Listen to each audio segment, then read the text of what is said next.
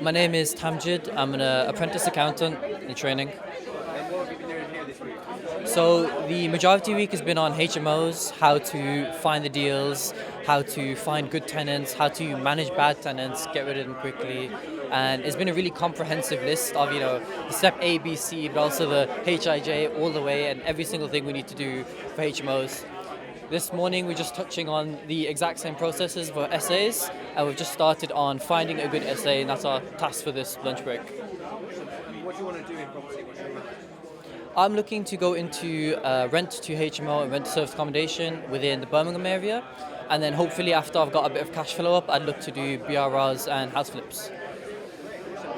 What do you think of this environment? Is this a good place for people to get involved in property? I think this is a great environment. I think a lot of people, they really want to get into property, but they can never make the push for themselves to do it. I think coming to the Financial Freedom Challenge has been the perfect opportunity to really get stuff done that you just wouldn't if you're on your own.